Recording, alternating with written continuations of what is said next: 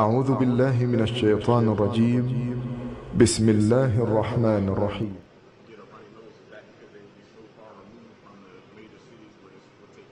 Okay. Wailul lil Arab, said the Prophet ﷺ. And Yusuf is asking, which Arabs are going to be destroyed? Would it be the Arabs who are, racially Arabs, in terms of their racial composition, the Semitic people? Or would be those also in the periphery who are not Arabs in terms of race, but have acquired the Arabic language, like Sudan? I believe that the destruction of the Arabs is in consequence of the physical proximity in and around the Holy Land. That's where the threat is. And so the Arabs who are going to be destroyed would appear to me to be those who are in and around the Holy Land. How far out, only Allah knows, but definitely in and around the Holy Land. After Nabi Isa alayhi salam dies, Nabi Muhammad alayhi salatu wasalam said that he'll be buried next to me in Medina. And I gave this lecture, I think, in Sydney, and next morning I got an email, Sheikh Imran, where did you get this information that Jesus is going to be buried next to you?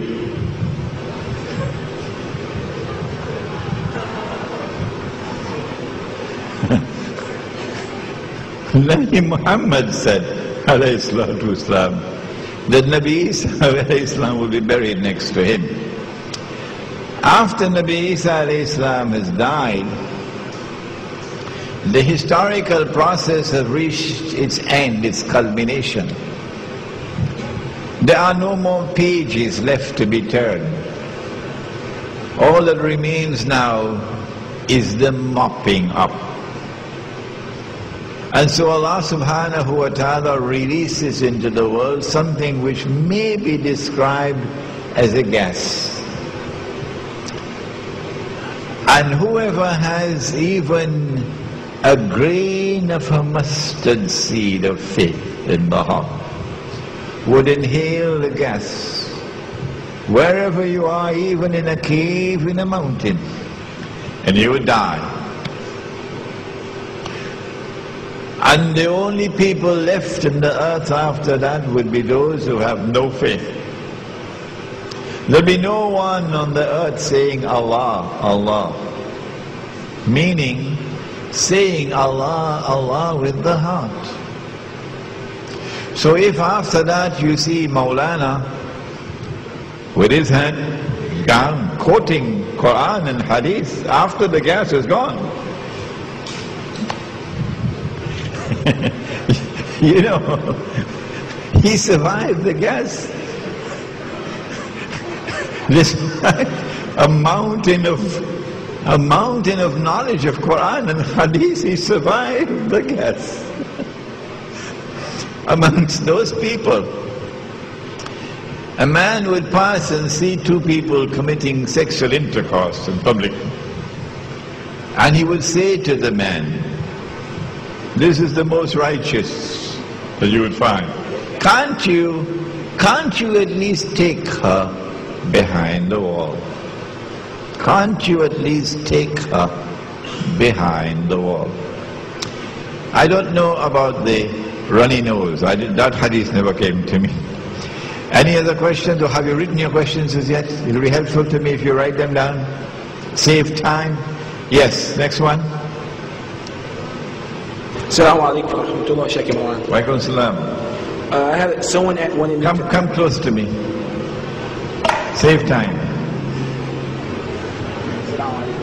Someone wanted me to ask you your opinions on 2012. 2012, okay. Yesterday, in the political analysis, we said that Israel will have to dramatically expand its territory to encompass the biblical frontiers of the Holy Land. Whoever wrote the Bible, whoever rewrote the Bible, read Richard Friedman's book, please. Richard Friedman, an eminent American scholar of the Bible, PhD from Harvard, and his book was Who Wrote the Bible? You will not regret reading that book. Whatever is written in that book confirms what Allah has said in the Koran.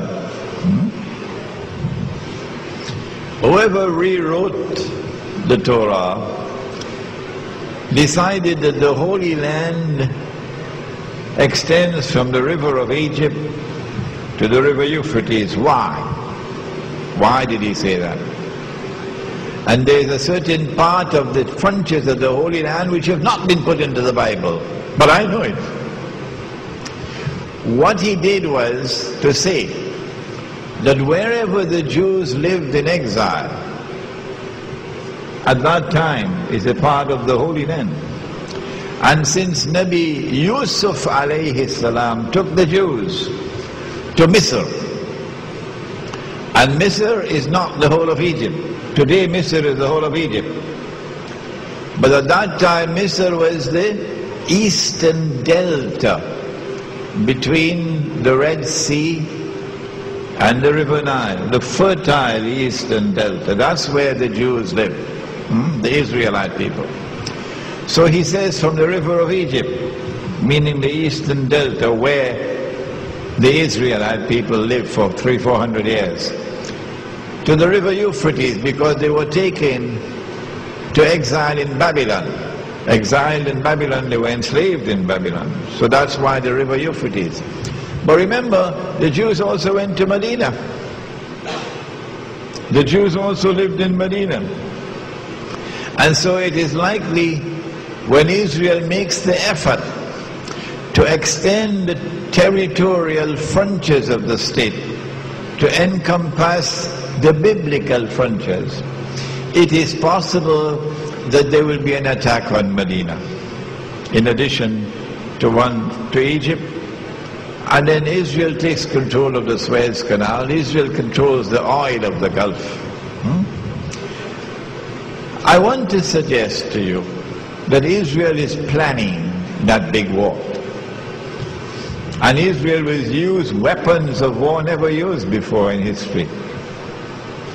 I want to suggest to you, that I did yesterday, that Israel cannot make that move while a significant military threat still remains in the hands of Muslims. And so the Pakistani nuclear weapons and the Pakistani nuclear plants have to be destroyed by the hook or by the crook. And the invasion of Afghanistan from 9/11, in consequence of 9/11, is part and parcel of a big plan to eventually destroy Pakistan nuclear weapons. And all the maneuverings taking place now, because that is the target. In December of 2001,